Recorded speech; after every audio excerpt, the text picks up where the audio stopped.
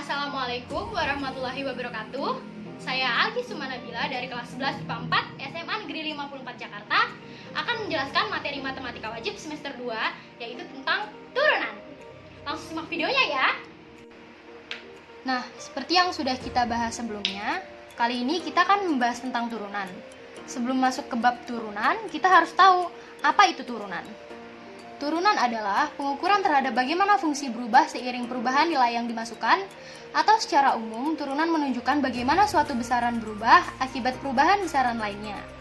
Proses dalam menemukan turunan disebut diferensiasi. Dalam bab turunan ini, akan ada beberapa subbab yang akan kita bahas. Yang pertama adalah turunan fungsi aljabar. Di turunan fungsi aljabar ini, kita akan membahas tentang sifat fungsi aljabar. Selanjutnya kita masuk ke rumus turunan. Di rumus turunan ini kita akan mempelajari tentang rumus penjumlahan, pengurangan,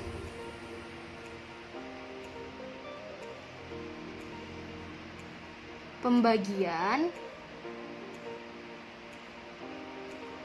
dan perkalian.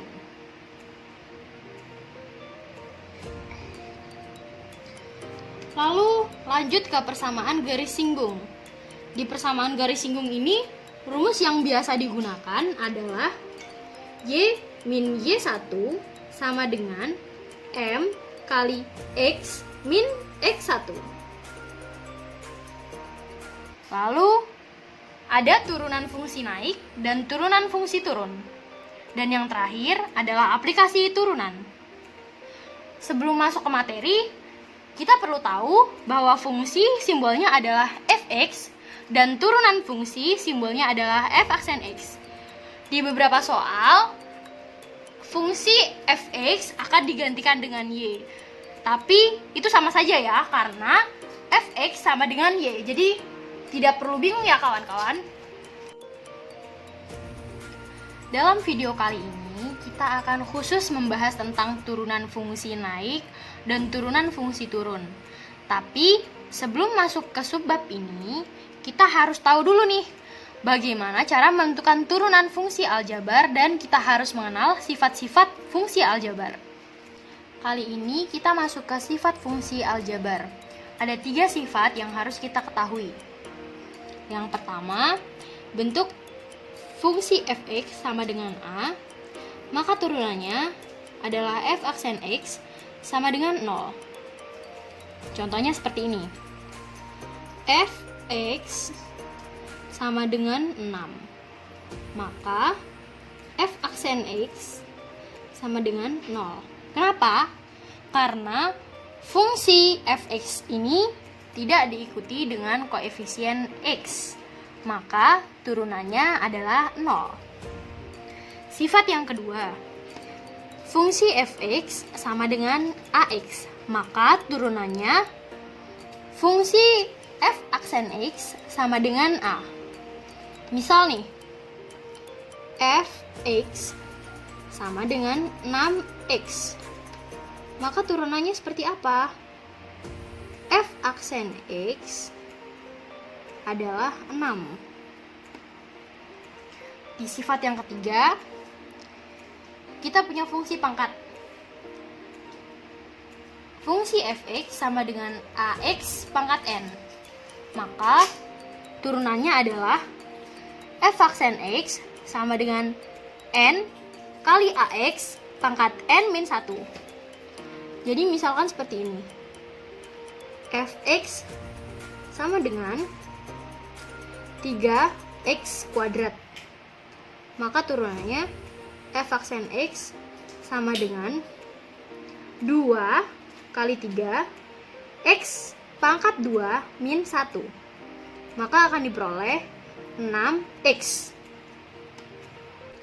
Masuk ke turunan fungsi naik dan turunan fungsi turun. Maksudnya apa nih? Turunan fungsi naik dan turunan fungsi turun. Jadi di sini di turunan fungsi naik nilai x dari turunan fungsinya harus lebih besar dari 0. Dan untuk turunan fungsi turun, nilai X-nya harus lebih kecil dari 0. Biasanya kita akan langsung paham apabila sudah menemui model soal seperti ini. Nah, interval nilai X yang membuat fx sama dengan 4/3 X pangkat 3 dikurang 3X pangkat 2 naik adalah, yang harus kita lakukan pertama adalah menentukan turunan fungsinya. Menentukan turunan fungsi seperti tadi ya. Fx sama dengan 4/3 X pangkat 3 dikurang 3X pangkat 2. Turunannya menjadi f aksen X sama dengan 3 kali 4/3 X pangkat 3 min 1 dikurang 2 kali 3 X pangkat 2 min 1. Nah, ini akan ketemu hasilnya 4X kuadrat min 6X. Selanjutnya apa? Yang selanjutnya adalah memfaktorkan dari turunan fungsi yang sudah ditemukan. Difaktorkan, bagaimana caranya memfaktorkan hasil ini? 4X kuadrat min 6X difaktorkan menjadi 2X kali 2X min 3. Nah, di sini akan kelihatan bahwa X sama dengan 0 dan yang satunya lagi ini 2X min 3 sama dengan 0, maka 2X sama dengan 3 dan X sama dengan 3/2.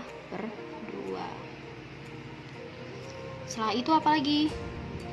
Yang selanjutnya adalah membuat garis bilangan. Nah, di sini kita buat X sama dengan 0 dan yang di sini kita buat X sama dengan 3/2. Nah, di belakang 0 ini ada min 1. Kita masukkan ke persamaan yang ini. Maka di sini kita temukan 2X kali 2X min 3. Jika X-nya sama dengan min 1, maka 2 kali min 1 dikali dalam kurung 2 kali min 1 min 3 akan menjadi min 2 dikali min 2 min 3. Ini langsung dikalikan saja ya. Jadi ini 4 plus 6. Jadi hasilnya adalah 10. Karena ini plus atau positif, maka di sini simbolnya kita beri positif, negatif, dan positif. Kita lihat di soalnya, interval nilai X yang membuat fx naik, maka yang dipilih adalah yang positif karena apabila fungsi naik, nilai X harus lebih besar dari 0. Seperti itu. Nah, seperti ini ya kawan-kawan. Maka ditemukan X adalah X kurang dari 0 atau X lebih besar dari 3/2. Nah, ini hasilnya. Bagaimana kawan-kawan? Mudah kan? Sekarang kita masuk ke soal kedua. Jika soal yang pertama tadi adalah turunan fungsi naik, maka sekarang kita akan mengerjakan tentang turunan fungsi turun. Interval nilai X yang membuat fx sama dengan 3x pangkat 3 min 9/2x pangkat 2 turun adalah seperti yang tadi ya. Jadi Yang pertama, kita tuliskan dulu nih fungsi fx-nya. Fx sama dengan 3x pangkat 3 min 9 per 2x pangkat 2. Maka turunannya adalah 3 kali 3 x pangkat 3 min 1 dikurangi 2 kali 9 per 2 x pangkat 2 min 1 dicoret-coret, maka hasilnya adalah 9x kuadrat min 9x. Yang kedua tadi apa? Kita faktorkan. 9x kuadrat min 9x difaktorkan menjadi 9x kali x min 1. Maka kan diperoleh nilai x sama dengan 0, x sama dengan 1. Lalu yang ketiga, kita buat nih garis bilangannya. Di sini ada 0, di sini ada 1. Lalu setelah 1 ada 2. Maka 2 kita masukkan ke persamaannya. Persamaannya kan 9x kali x min 1. Nah, x-nya kan 2, jadi 9 dikali 2, 2 min 1. Hasilnya 18 kali 1 sama dengan 18. Maka di sini bisa kita tuliskan positif, negatif, positif. Karena yang dicari adalah turunan fungsi turun, maka kita garis yang negatif.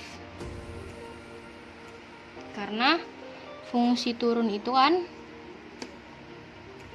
nilai x harus lebih kecil dari 0. Lalu jadinya gimana nih? Kita tulis di sini.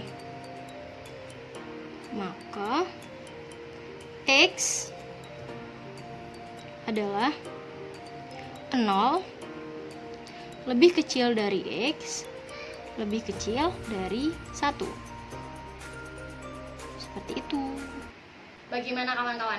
Mudah kan? Nah, kali ini kita akan mereview tentang pembelajaran yang tadi sudah kita pelajari. Yang perlu kita perhatikan untuk mencari turunan fungsi naik ataupun turunan fungsi turun, yang pertama adalah menentukan turunan fungsinya. Kemudian kita faktorkan, lalu dari pemfaktoran itu kita akan menemukan nilai x-nya. Dari nilai x tersebut, kita bisa membuat garis bilangan, lalu tinggal kita masukkan nilai x yang sudah kita temukan tadi.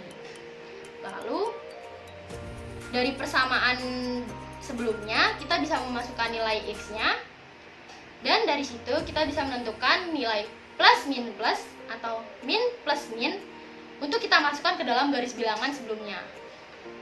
Nah, yang terakhir tinggal kita tentukan deh nilai x-nya, tergantung dari turunan fungsi naik atau turunan fungsi turun. Cukup sekian ya kawan-kawan. Perbanyak latihan dan banyak-banyak belajar tentang turunan fungsi ini agar lebih mudah dipahami. Sekian, semoga video ini bermanfaat untuk kalian semua. Wassalamualaikum warahmatullahi wabarakatuh. Sampai jumpa.